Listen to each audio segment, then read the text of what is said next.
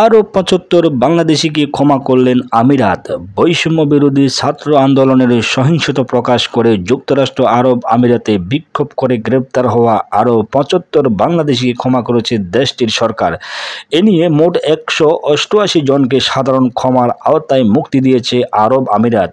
শুক্রবার ২৯ নভেম্বর দুপুর ঢাকা এই তথ্য নিশ্চিত করেছেন প্রবাসী কল্যাণ উপদেষ্টার একান্ত সচিব মোহাম্মদ সরওয়ার আলম। তিনি বলেন, এই ইস্যুতে আমিরাতে আর কোনো বাংলাদেশি গ্রেপ্তার নেই।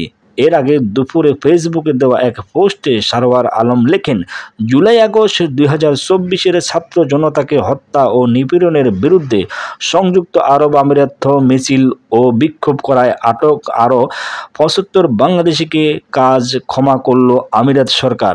এ ঘটনায় এ পর্যন্ত মোট ১৮৮ জনকে মুক্তি দিয়েছে আমিরাত সরকার। এর আগে গত ৩ সেপ্টেম্বর এক ব্রিফিংয়ে প্রধান উপদেষ্টার প্রেস সচিব শরীফুল আলম বলেছিলেন, গত ২৮ আগস্ট প্রধান উপদেষ্টার সঙ্গে টেলিফোনে কথা হয় সংযুক্ত আরব আমিরাতের প্রেসিডেন্টের। সেখানে বড় অংশ জুড়ে ছিল ৫৭ বাংলাদেশির শাস্তি মওকুফ বিষয়টি। প্রধান উপদেষ্টা প্রেসিডেন্টকে প্রবাসী শ্রমিকদের ক্ষমা করে দেওয়ার অনুরোধ করেছিলেন। প্রেসিডেন্ট তার কথা রেখেছেন। প্রধান উপদেষ্টা এই খবরটি পেয়েছেন।